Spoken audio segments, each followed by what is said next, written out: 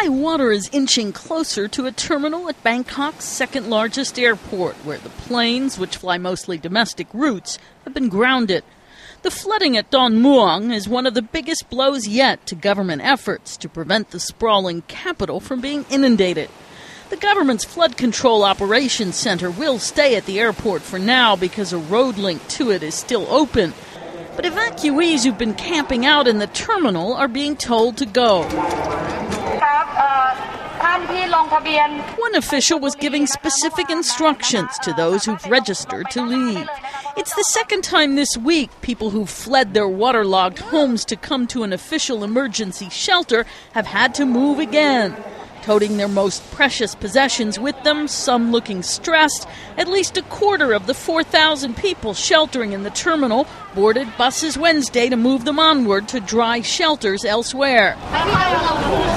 The effective closure at Don Mueang, the Thai Air Force has even moved its planes from their base next to the commercial runways, is likely to further erode confidence in the ability of Prime Minister Yingluck Shinawatra's government to defend the increasingly anxious city.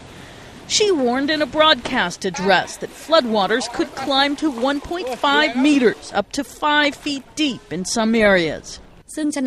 We will control the runoff to allow only the least water to enter Bangkok to flood for the fewest number of days, and will stop the flow of water in the quickest possible way by using all the drainage means we have. Her government declared a 5-day public holiday in affected regions, and the education minister ordered schools closed until November 7th. Even though most of Bangkok Center has remained dry, the creep of water into vulnerable neighborhoods seems inexorable, and supplies have been running low throughout the metropolitan area.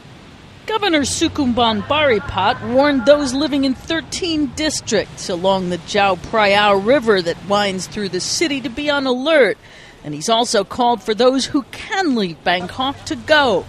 The worst could come when runoff flowing from the north encounters the Gulf of Thailand's monthly high tides on Friday and Saturday. Karen Sloan, The Associated Press.